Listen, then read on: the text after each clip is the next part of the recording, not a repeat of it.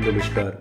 बहुत से पेशेंट मेरे पास तब आते हैं जब उनका नी जॉइंट पेन काफ़ी सीवियर हो चुका होता है और जब उनसे पूछा जाता है कि ये आपको पेन कब से है, तो वो कहते हैं कि है तो काफ़ी समय से, पर शुरू के साइन और सिम्टम्स हमने इग्नोर किए और अब ये बर्दाश्त से बाहर हो चुका है। और ये सच है कि नी जॉइंट पेन कभी भी एकदम से स्टार्ट नहीं होता। ये बहुत पहले से कुछ साइन और सिम्टम देना शुरू करता है।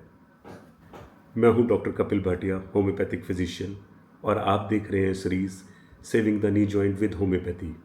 इस सीरीज़ में हम समझ रहे हैं कि कैसे नी जॉइंट पेन्स स्टार्ट होते हैं, क्या क्या इसके अर्ली साइन एंड सिम्टम्स होते हैं और कहाँ तक हम होम्योपैथी से इसको मैनेज कर सकते हैं या ठीक कर सकते हैं।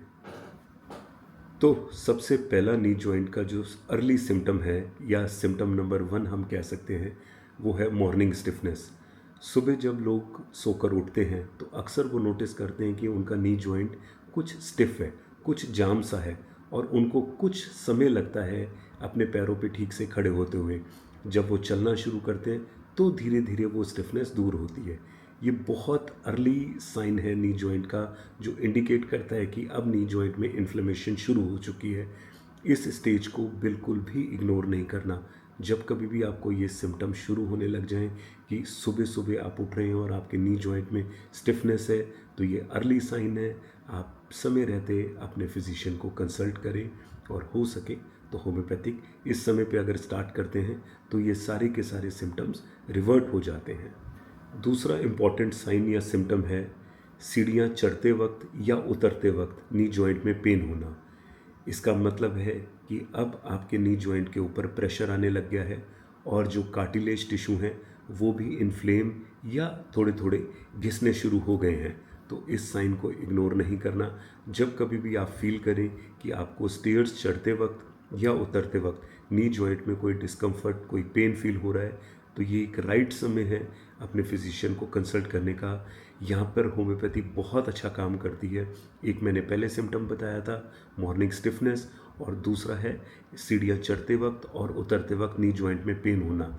इस स्टेज तक होम्योपैथी पूरी तरीके से इन जॉइंट्स को रिपेयर कर देती है, हील कर देती है। तो तीसरा साइन और सिम्टम होता है नी जॉइंट में कभी कभी हल्की सी स्वेलिंग आ जाना। जब कभी भी नी जॉइंट में ये स्वेलिंग आती है तो इसका मतलब अब आपके साइनोवियल मेम्ब्रेन या साइनोवियल लेयर भी इन्फ्लेम होना शुरू हो गई है, जिसकी वजह से उसमें अंदर पानी इकट्ठा हो रहा है।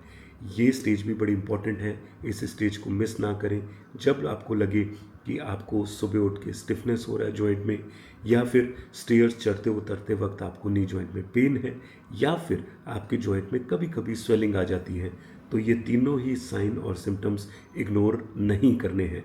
इस समय तक अपने फिजिशियन को आपने कंसल्ट करना है और होम्योपैथिक मेडिसिन्स इन सारी स्टेजेस में बहुत ही इफ़ेक्टिव रहती हैं। तो फोर्थ साइन है जिसमें कई पेशेंट्स आकर के ये कहते हैं कि हमारे नी जॉइंट में से या हमारे घुटनों में से कड़कड़ की आवाज़ें आती हैं, जिसको हम मेडिकली क्रेपिटस भी कहते हैं या क्रैकलिंग साउंड भी कहते हैं। अक्सर नी जॉइंट की मूवमेंट में ये कड़कड़ की आवाज़ें आना, इसका मतलब आपका कार्टिलेज टिश्यू जो बिल्कुल एक स्मूथ स्ट्रक्चर था, अब वो कहीं कहीं से इरेगुलर हो रहा है। और सेकंड, आपका जॉइंट घिसना शुरू हो गया है। इस स्टेज को इग्नोर नहीं करना। पहली 3 स्टेजेस बड़ी इंपॉर्टेंट थी, चौथी तो उससे भी ज़्यादा इंपॉर्टेंट है। इट मीन्स अब डिज़ीज़ प्रोग्रेशन हो चुका है। अगर यहाँ नज़रअंदाज किया तो डिज़ीज़ आगे बढ़ती ही जाएगी। लेकिन अगर आप इस स्टेज पे सचेत हो गए, जब ये कड़कड़ की आवाज़ें आपके जॉइंट से आना शुरू हो रही हैं, तो आप डिज़ीज़ प्रोग्रेस को काफ़ी हद तक रोक सकते हैं। तो फिफ्थ साइन है या एक और अर्ली साइन है जिसको हम कहते हैं reduced flexibility of the knee joint, यानी कि अब आपके घुटने की जो फ्लेक्सिबिलिटी थी, जो लचीलापन था, वो कम होता जा रहा है। इसमें आप देखेंगे कि आपको पैरों बाहर बैठने यानी कि स्क्वैट करने में डिस्कम्फर्ट फील हो रहा है। अगर आप लंबे समय तक बैठ गए हैं तो उठ के चलने में आपको थोड़ा सा डिस्कम्फर्ट फील होता है, या फिर जितना घुटना आप पहले मोड़ सकते थे, अब आप अपना घुटना उतना मोड़ नहीं पा रहे। तो इसका मतलब अब आपके जॉइंट का लचीलापन भी जा रहा है। ये सारे क्रूशियल साइन एंड सिम्टम्स हैं जो मैंने आपको बताए। मैं एक बार फिर से रिपीट करता हूँ। पहला साइन था मॉर्निंग स्टिफनेस, यानी कि सुबह सो के उठ के आपके जॉइंट में अकड़ाव आ रहा है। सेकंड था कि स्टेयर्स चढ़ते या उतरते वक्त आपके नी जॉइंट पे पेन आ रहा है। तीसरा साइन था कड़कड़ की आवाज़ आपके जॉइंट में जब आप उसको मूव करते हैं।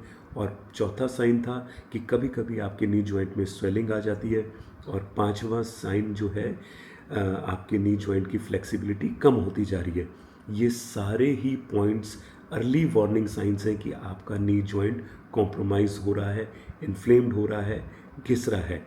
इस स्टेज तक होम्योपैथिक मेडिसिन्स बहुत अच्छा काम करती हैं।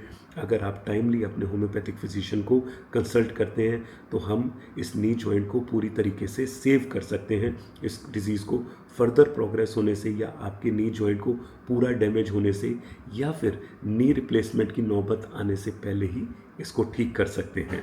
तो होम्योपैथी आपके डिज़ीज़ के कारण, यानी कि जो हमने पिछले एपिसोड में डिस्कस किए थे, जैसे वेट ज़्यादा होना, प्रोलॉन्ग सिटिंग होना, इन सब से उत्पन्न जो ये अर्ली साइन एंड सिम्टम्स हैं, इनको बहुत ब्यूटीफुली मैनेज करती है, इन्फ्लेमेशन को ख़त्म करती है, जॉइंट की फ्लेक्सिबिलिटी को रिस्टोर करती है, मूवमेंट में हेल्प करती है और बहुत हद तक इस डिज़ीज़ के प्रोग्रेस को स्लो कर देती है। और बहुत चांसेस हैं कि आपका नी जॉइंट जो रिप्लेस होने के कगार तक पहुंच रहा है, वहां से उसको वापस लाया जा सके। और महत्वपूर्ण सवाल ये है कि होम्योपैथी इन सारी स्टेजेस पे काम किस तरीके से करती है। ये चीज़ ये जानने के लिए आप बने रहें हमारे एपिसोड नंबर 3 तक। तो मैं आपको वहाँ इस चीज़ के सवालों के जवाब दूंगा कि होम्योपैथी इन नी जॉइंट इन्फ्लेमेशन या इन सारे सिम्टम्स को जो मैंने आपको बताए उनको रोकने में कैसे मददगार साबित होती है। यदि मेरे द्वारा दी गई ये इन्फॉर्मेशन आपको यूज़फुल लगी है तो मेरे इस चैनल को, जो डॉक्टर कपिल भाटिया नाम से है, लाइक करें, शेयर करें, सब्सक्राइब करें, ताकि आप कोई भी एपिसोड हमारे इस saving the knee joint with homeopathy को मिस ना करें। धन्यवाद।